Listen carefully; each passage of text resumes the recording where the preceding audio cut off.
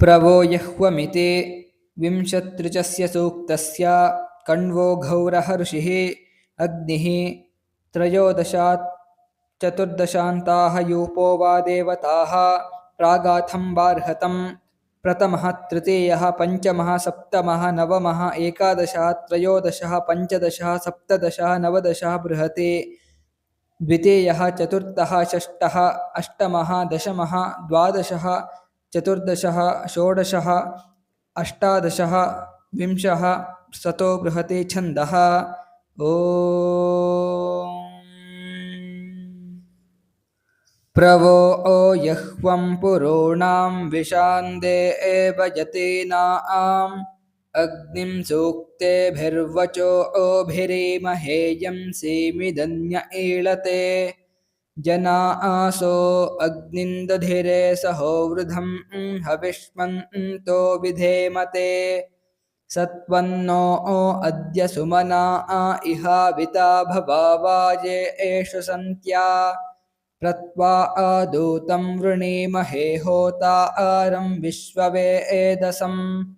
महस्ते एसतो विचरन्त्यर्चयो दिवि स्पृशन्ति भानवाः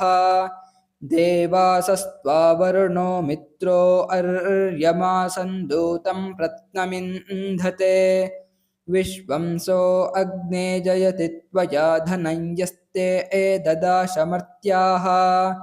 मन्द्रो होता गृहपतिरग्ने दूतो विशामसे त्वे विश्वासङ्गतानि व्रता ध्रुवायानि देवा अकृण्वता त्वे इदग्ने सुभगे यविष्ठ्य विश्वमाहो यते हविः सत्वन्नो अद्य सुमना उता परं यक्षि देवान् सुवीर्या तङ्घे मित्था नमस्विन उपस्वराजमासते होत्रा अभिरग्निं मनुषः समिन्धतेति तिर्वांसो अतिसृधाः घ्नन्तो वृत्रमतरन्द्रोदसे अप उरुक्षया आयचक्रिरे भुवत्कण्ठे वृषा द्युम्न्याहुतः क्रन्ददश्वो गविष्टिषो संसेदस्व महान् असि शोचस्व देववेतमः विधूममग्ने अरुषं मियेद्यः सृज प्रशस्तदर्शतं यन्त्वा देवासो मनवे दधुरिह यजिष्ठं हव्यवाहना यङ्कण्वो मेध्या आतिथिर्दनस्पृतं यं वृषायमुपस्तुतः यमग्निं मेध्या आतिथिः कण्व ईधरुता दधे तस्य प्रेषो ओदेदयुस्तमिमारुचस्तमग्निं वर्धयामसे रायस्पो ऊर्धिस्वदावोऽस्ति हितेऽग्ने देवेष्वाप्यम् त्वं वाजस्य श्रुत्यस्य राजसि स नो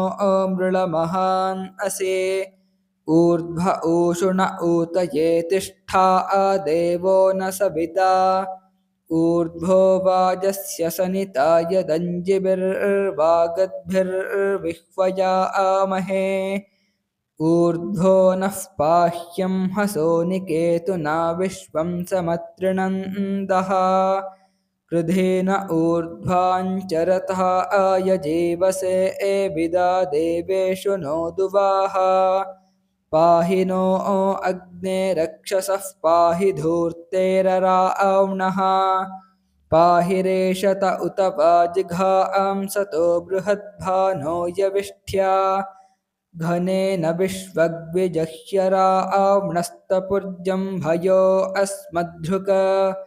यो मर्त्यः शिशे एते अत्यक्तुभिर्मानः सरिपुरे एषता अग्निर्वौने सुवीर्यमग्निः कण्वा आयसौभगम् अग्निः प्रावन्मित्रोतमेध्या आतिथिमग्निः साता उपस्तुतम्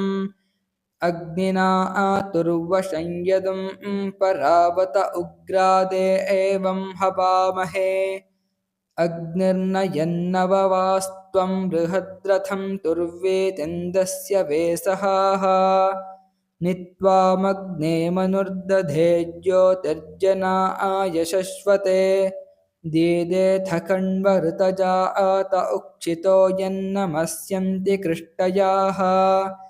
त्वेषासो अग्नेरमवन्तो अर्चयो भीमासो न प्रतेतये रक्षस्विनः सदमिद्यातुमावतो विश्वं समतृणन्दः